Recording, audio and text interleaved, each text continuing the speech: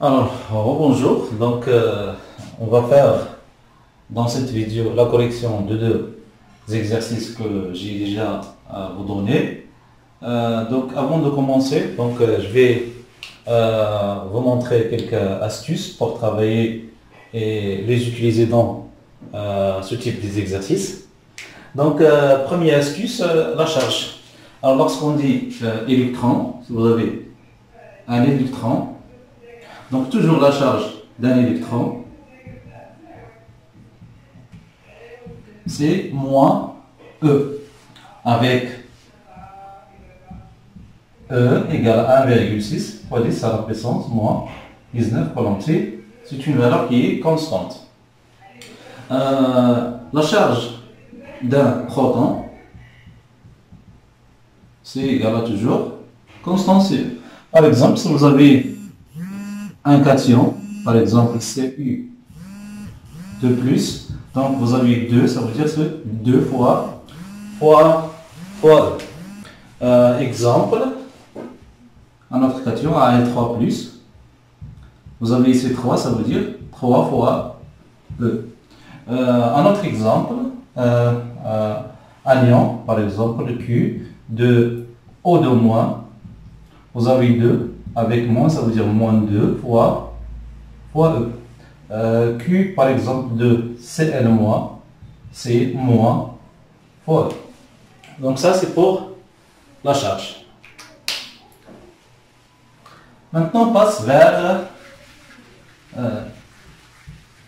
la force de Lorentz. Comment déterminer le centre de la force de Lorentz. Alors, j'ai déjà vous montré la règle de la main droite. Donc, on peut utiliser soit la règle de la main droite, ou bien, si vous voulez, donc vous avez encore astuce pour trouver le sens de vecteur de la force de Lorentz. Mais avant de l'utiliser, bien sûr, il faut s'assurer que vous avez les mêmes sens que la main droite. Donc, ça veut dire Q fois V, là voilà. Donc, on suppose que c'est là, c'est Q fois V. D'accord? Q fois V.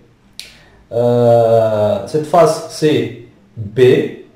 Et bien sûr, donc la clé montre quoi? Le sens de la force de Lorentz. D'accord? Donc, Q fois V, B, F.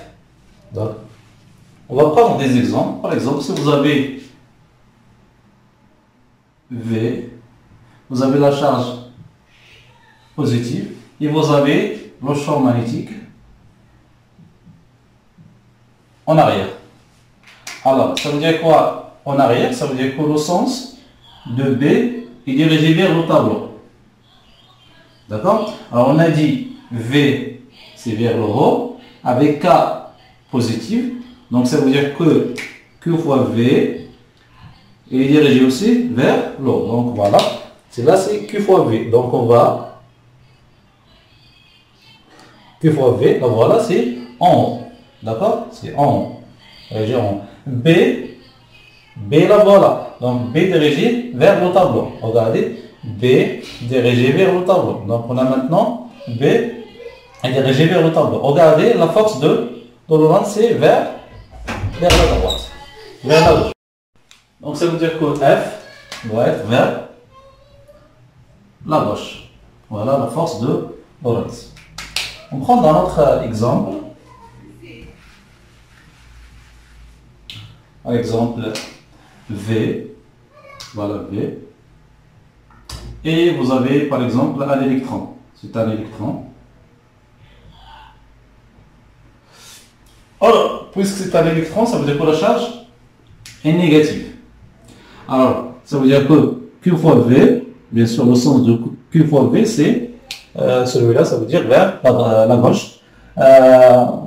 On prend par exemple B, voilà le sens de B. Donc, on cherche maintenant le sens de F. Donc, voilà, donc on a dit Q fois V, là voilà, Q fois V. Donc, Q fois V, c'est dirigé vers la gauche. B, c'est vers, regardez, B, vers en haut. Ça veut dire que la clé, quoi? Vers le tableau. Donc, ça veut dire que F, dans ce cas-là, c'est comme ça. Voilà la force de Lorentz. Un autre exemple.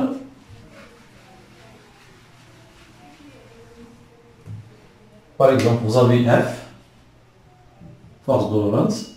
Vous avez V, si vous voulez, donc V. On prend par exemple un proton. Un proton, ça veut dire que la charge est positive. Ça veut dire Q fois V, donc le sens de Q fois V, c'est le même sens que V. Ça veut dire que vous avez le même sens. Ok? Alors ça veut dire Q fois V en avant. Donc voilà. F dirigé vers la droite. Donc voilà. F dirigé vers la droite. Q fois V en avant. Ça veut dire voilà Q fois V, c'est en avant. Voilà F la droite. Q fois V en avant, ça veut dire que B c'est dirigé vers en bas. Voilà, dans ce cas-là, ça veut dire que B c'est en bas.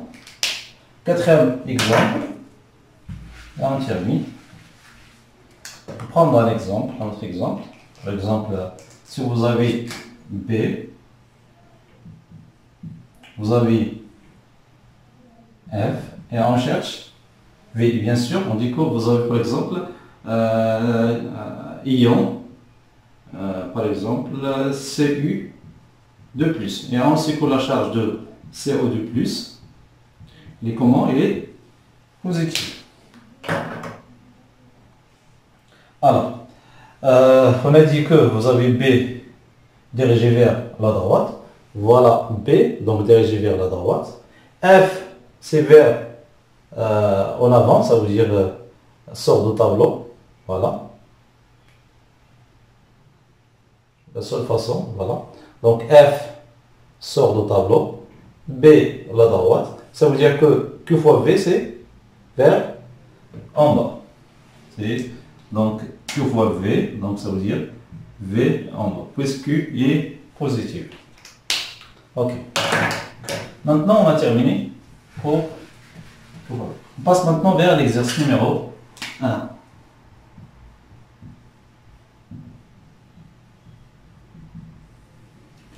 Alors, on commence par la première question. Donc, vous avez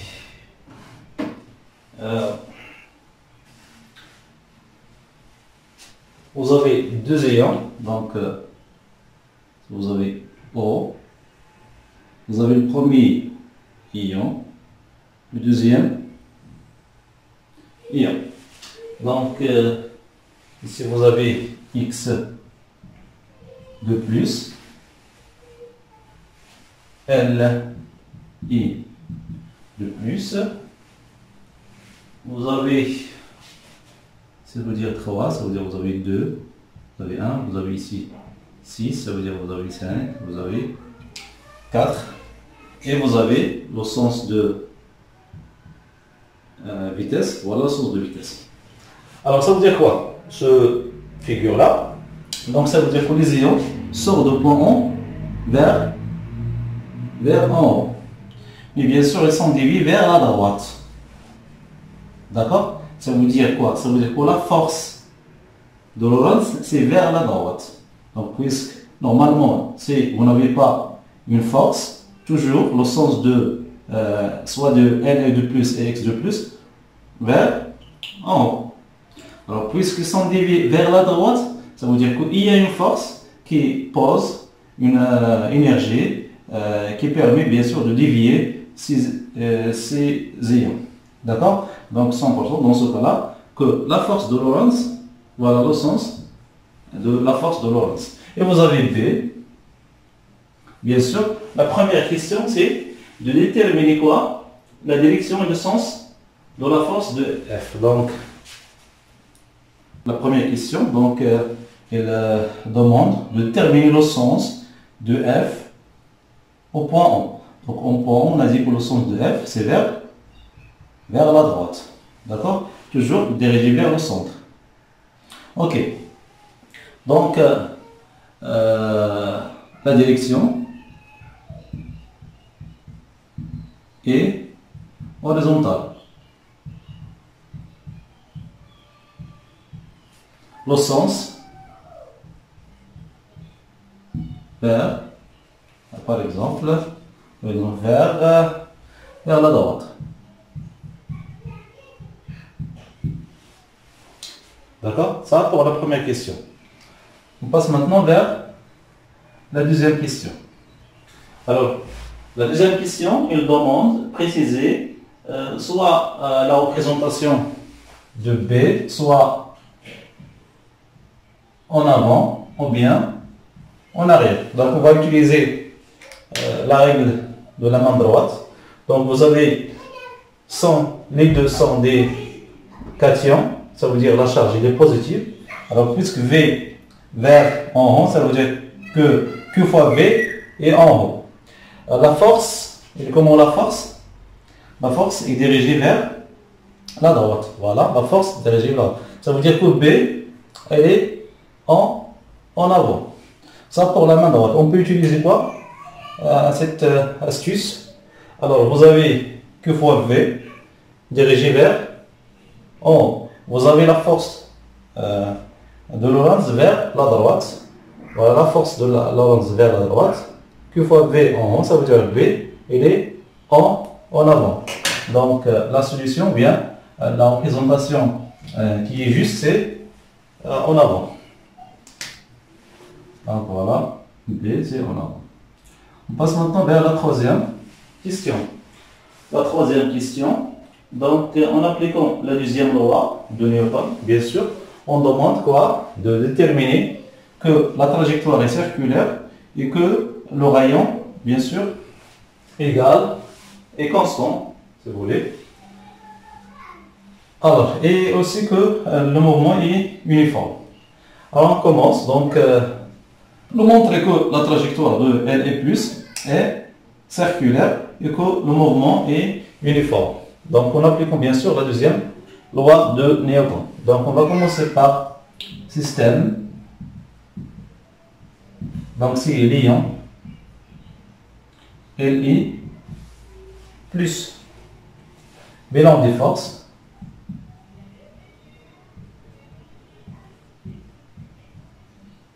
c'est force de Lorentz.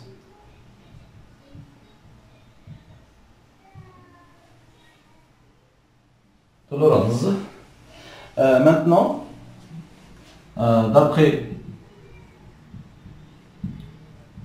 la deuxième loi de Newton, donc on a quoi? F égale à quoi? M fois AG. D'accord? Bien sûr, dans la base de Freinet, dans la base de Freinet, donc on a F, les coordonnées de F sont quoi? Toujours. Alors, si vous voulez, donc on peut expliquer encore mieux. Donc, la base Freinet, ça veut dire, on suppose que vous avez par exemple LI dans cet emplacement. Donc voilà, il est plus. Voilà. LI. Donc, à cet emplacement, on cherche la force de Lorentz. D'accord? À cet emplacement. Alors, on a dit que V, il est toujours quoi? V, il est toujours tangente à la trajectoire. Ça veut dire, on peut prendre que U, le vecteur U de la base Freinet, c'est pas tangente à quoi? À la trajectoire. Et la normale N, toujours, elle est perpendiculaire et dirigée vers quoi? Vers le centre. Maintenant, on cherche la force de Lorentz. Donc, on va appliquer la règle de la main droite ou bien cette astuce pour trouver F. Donc, on a dit que V, elle est tangente, voilà. V, elle est tangente, voilà, Q fois V. Voilà, Q fois V. B, elle est en avant, ben voilà, ça veut dire que F c'est parallèle à quoi? Parallèle à N, ou bien confondu avec N. Donc, ça veut dire F. Dans ce cas-là, voilà, F. Ça veut dire que F est perpendiculaire à quoi? À U. Alors, puisqu'il est perpendiculaire à U, ça veut dire ici vous avez 0. Et pour N, donc, il a même sens que N, ça veut dire, vous aurez ici quoi? F. D'accord? Et A, G, donc il a quoi? AT et A, N. Avec bien sûr, dans la base féminine, AT égale à quoi? C'est DV sur DT. Et AN égale à quoi? C'est V au carré sur R. D'accord? Alors, on passe maintenant vers la projection sur l'axe U et ensuite la projection sur l'axe N. Donc maintenant, on fait la projection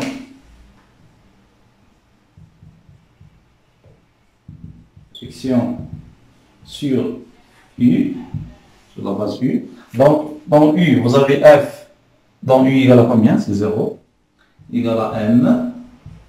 Égale à M fois AG. AG, c'est quoi? C'est AT. Ça veut dire que M est différent des 0. Ça veut dire que AT égale à quoi? À 0. Et AT égale à quoi? C'est dV sur dt. Ça veut dire que dV sur dt égale à quoi? À 0. Ça veut dire que V, il est constante. Donc le mouvement est uniforme.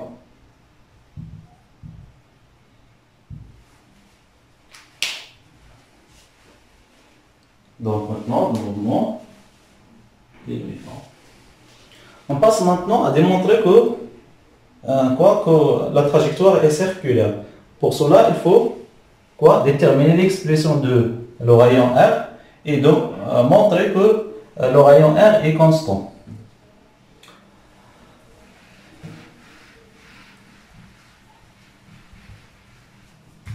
Voilà. Donc, on va faire maintenant projection sur N. Donc, si on projette F sur N, ça veut dire que vous avez F égale à quoi? C'est M fois AG. AG, c'est AM. F, c'est quoi F?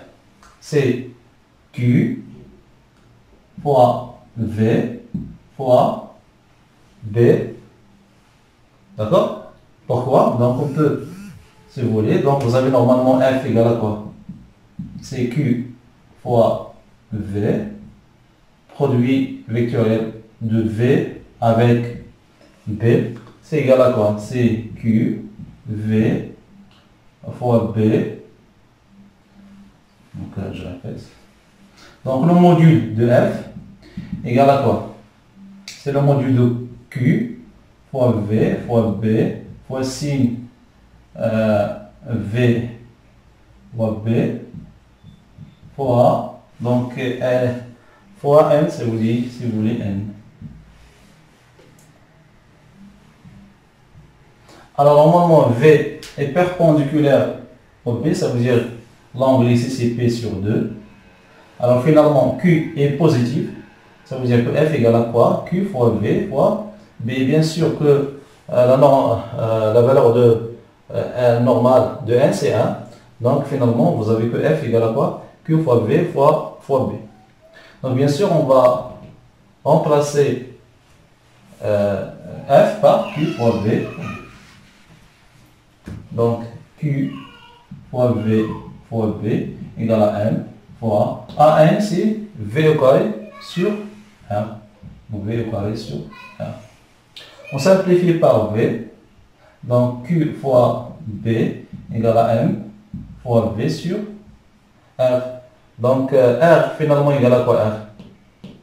Donc R finalement égale à quoi? C'est M fois V sur Q fois B. Alors Q, puisqu'on parle sur quoi? C'est l'étion. Donc Q de NI plus, c'est quoi? Vous avez ici 1, ça veut dire égal à quoi? C'est 1 fois E. Donc finalement, R égale à M fois V sur E fois B. Alors la masse de L est constante, V uniforme, ça veut dire V est constante, E constante, B c'est un champ magnétique uniforme, ça veut dire finalement que vous avez quoi? R il est comment? Il est constante. Donc R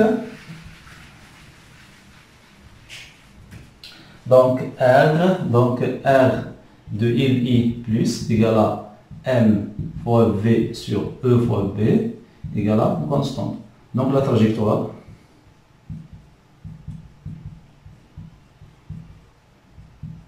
est circulaire.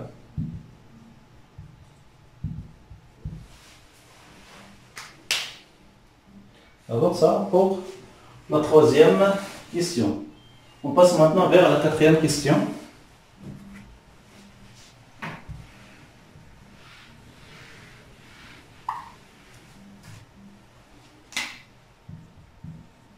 Donc, d'après la figure, déterminer Rx sur RLL+. Donc, Rx sur RLI plus. Ah, bien L. C'est pareil. Alors, normalement, regardez la trajectoire de x de plus. Ça veut dire que vous avez le cercle. Le diamètre, c'est combien? 6. Ça veut dire que le rayon, c'est combien? 3. C'est le rayon de x. Donc le rayon de x, c'est égal à combien? C'est 3. Sur. Pour LI, donc le diamètre de LI, c'est 3. Ça veut dire que le rayon, c'est 1,5. Donc finalement, c'est 2. Pas d'unité puisque Rx, c'est il est en centimètres, centimètre avec centimètre, ou bien mètre avec mètre, ou bien millimètre sur millimètre. Donc ça veut dire que Rx sur L n'a pas d'unité. Maintenant, sachant que la particule x de plus se trouve parmi les trois ayants proposés avec leur masse dans le tableau ci-dessus, donc identifie x. Alors ça veut dire, il faut calculer quoi? Il faut calculer la masse de x de plus. Bien sûr, on a besoin de cette relation, donc ok. D'accord. Alors on a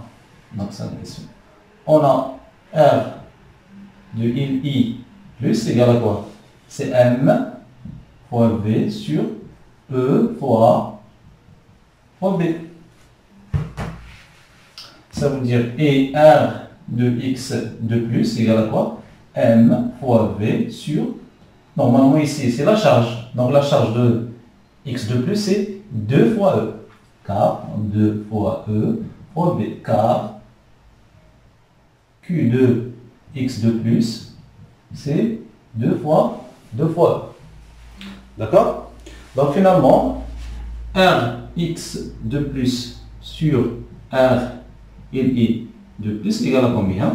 Donc c'est M fois V sur 2E fois B, avec ici la masse de, pardon, ici, c'est la masse de LI, ici c'est la masse de X. Donc c'est la masse de X sur la masse de LI fois V sur E fois B. Bien sûr, on va simplifier avec V et V, B avec B, E avec E. Donc vous aurez finalement que MX sur 2 sur MLI sur 1. Donc ça veut dire que égale à MX sur 2 MLI. Alors, on a trouvé que Rx sur Li égale à combien? Égale à 2. Égale à quoi? Mx sur 2 ML. Donc ça veut dire que finalement Mx sur 2 MLI égale à quoi? Ça veut dire que Mx égale à quoi? C'est 4. 2 fois 2 c'est 4. MLI égale à 4 fois la valeur de MLI, c'est 6,015.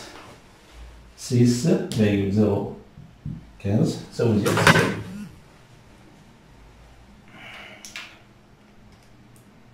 6,015. Ça veut dire que c'est 24 plus 1,1. Alors, d'après le tableau, donc le plus proche, donc d'après le tableau, donc la valeur la plus proche de 24, c'est de mg de plus 24, 12. Donc x, finalement d'après le tableau, x c'est mg 24, 12 de plus. Donc comme ça, donc exercice numéro 2.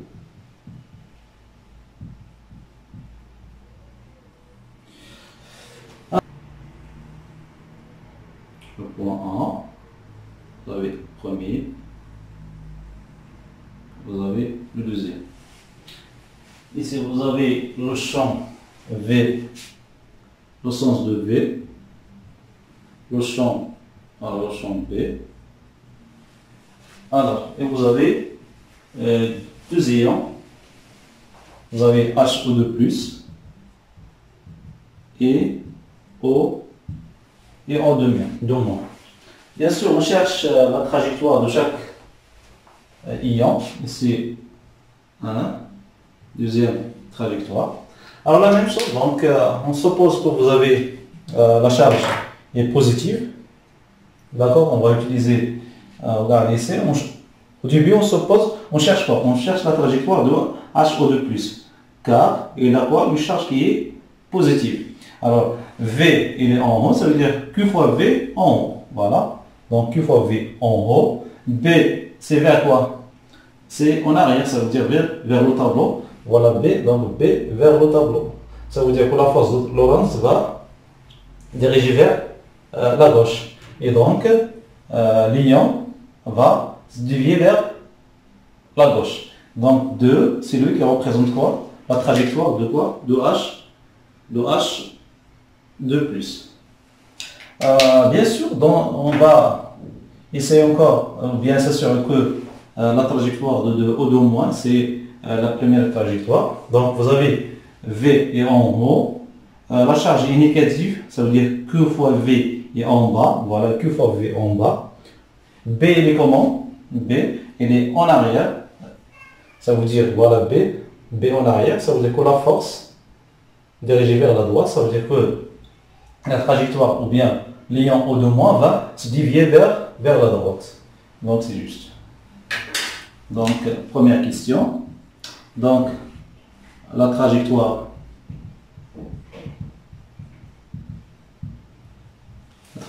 de HE2+ est 2. Et la trajectoire de O2- est la première trajectoire. Ça pour la première question.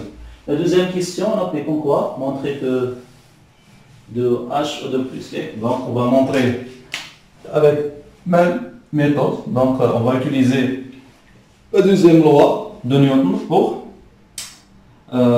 montrer que la trajectoire de HE2+ elle est circulaire et que le mouvement est uniforme. Donc on commence toujours par système. Donc système dans ce cas-là c'est HO2+. Bilan des forces.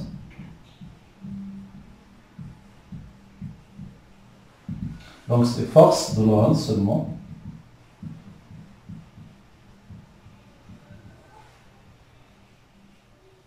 Ok. Donc d'après la deuxième loi de Newton, on a donc F égale à quoi? M à G. D'accord? Dans la base de Freinet,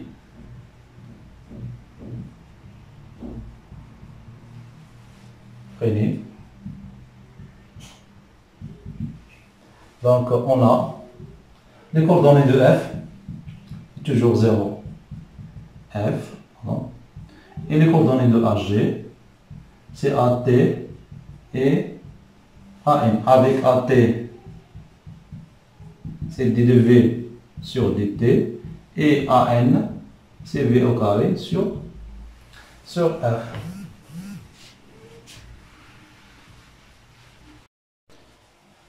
Alors, projection sur l'axe U. Donc, sur l'axe U, vous avez F égale à combien? C'est 0, égale à M fois AG. AG égale à quoi? AT. Et AT égale à quoi? C'est dV sur dt. Donc, dV sur dt égale à quoi? À 0. Ça veut dire que V est constante. Donc, le mouvement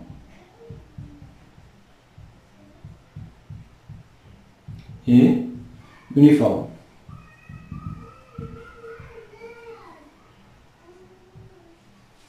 D'accord? Ok. Maintenant, on passe vers déterminer que la trajectoire est circulaire.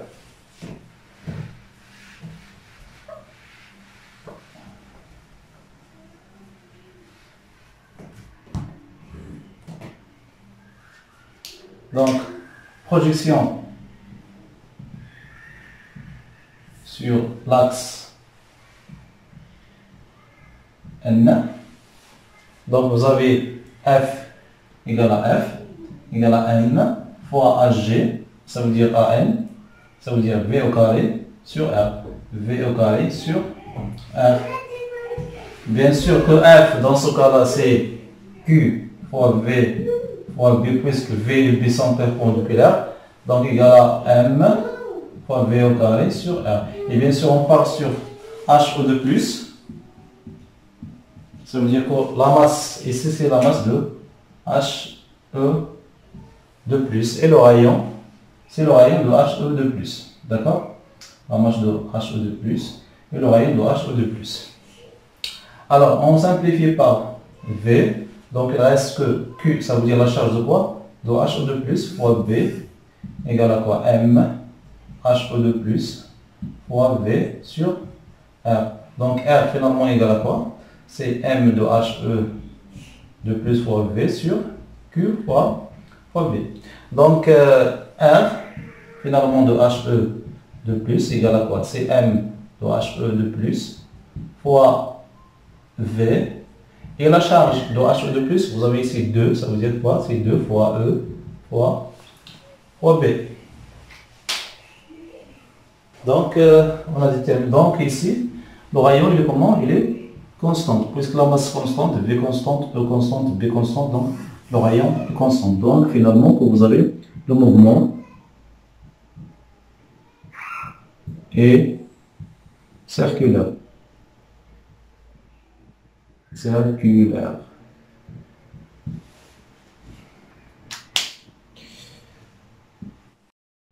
Alors maintenant, on va passer vers quoi? Vers déterminer quoi? Le rapport de RO de moins sur RH de plus. Alors, vous avez ici S8 divisions, vous avez 2 divisions, ça veut dire, vous avez, donc RO de moins, c'est 8 sur 2, égale à combien? Égale à 4. D'accord? Maintenant, la dernière question, ça veut dire, on va déterminer quoi? La masse de O de moins. Pour déterminer la masse de O de moins, bien sûr, il faut exprimer le rapport de RO de moins sur RH de plus en fonction de quoi? En fonction de les masses. D'accord? Donc, on sait normalement que R égale à quoi? C'est M fois V sur, bien sûr, la valeur absolue de quoi? De Q fois B. Alors, pour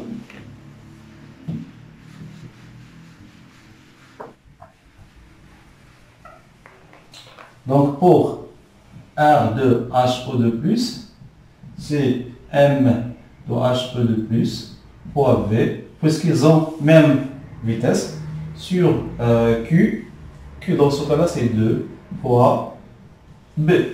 Et R de O de moins, c'est M de O de moins fois V sur la valeur absolue. Donc, normalement, la charge, c'est moins 2 fois E. Avec la valeur absolue, c'est 2 fois E fois B. Donc finalement, R de O2- sur R de HO2+ égale à M HO2+ fois V sur 2E fois B sur M de O2- M de HO2+ fois V. On simplifie par B avec V, E avec E. Donc finalement, vous aurez O, c'est M de O2- sur M de HO2+. Et bien sûr, donc on a trouvé déjà que la valeur de le rapport entre les deux rayons, c'est 4. Ça veut dire que ME2- sur MH2+, c'est égal à 4.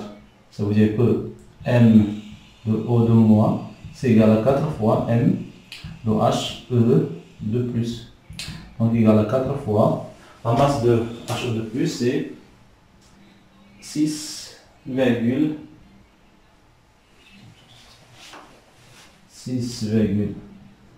à la puissance moins 27 kg. Ça veut dire que finalement, la masse de M est 67 fois 10 à la puissance moins 26 kg. Comme ça, on tire l'exercice numéro 2.